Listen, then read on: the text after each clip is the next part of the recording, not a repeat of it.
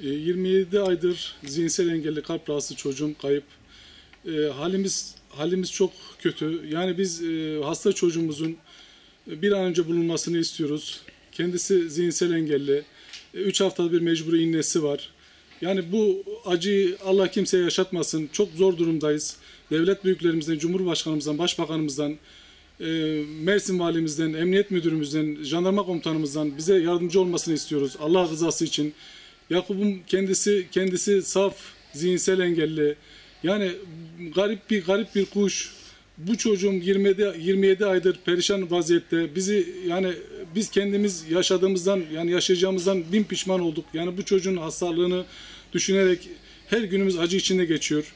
Ne olur Allah rızası için devlet büyüklerimizden yardım istiyoruz. Ne olur bize yardım edin.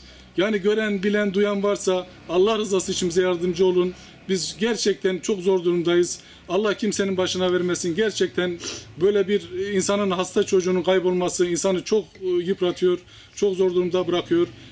Ne olur bize yardım edin Allah rızası için. Çocuğum bundan bir sene önceye kadar çocuğumu dilendirmişler. Bunu biz daha önceden Mersin'den haber alıyorduk. Devamlı peşine gidiyorduk.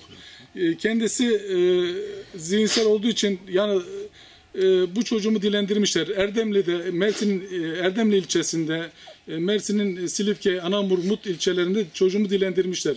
Gören esnaflar, insanlar bize söylediler. Ama biz gidiyoruz, kendisini bulamıyoruz. Neden? Çünkü mesafe çok uzak. Gittiğimiz zaman bulunan yerde olmuyor.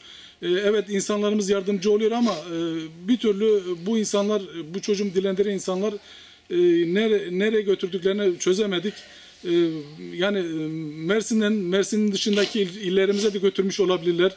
Biz yani bu çocuğumuzu gören, bilen kim varsa Allah rızası için bize bildirmelerini veya da emniyet güçlerimize bildirmelerini istiyoruz. Allah rızası için bize yardımcı olun.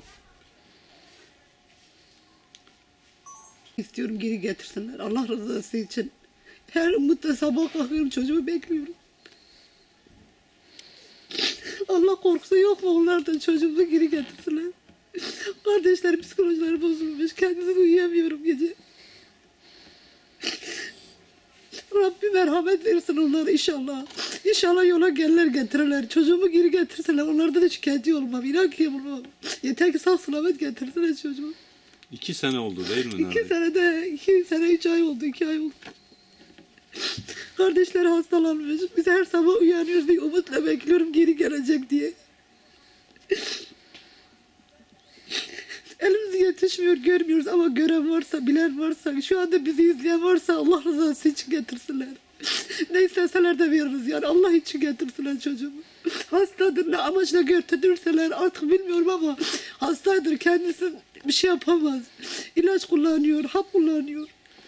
Açık kalp ameliyatıdır. İlaç kullanıyor, yapacağı bir şey de yok. Yani ne yapacaklar, ne amaçla götürdüler bilmiyorum ama geri getirsinler onu. Çok özledik yavrumuzu.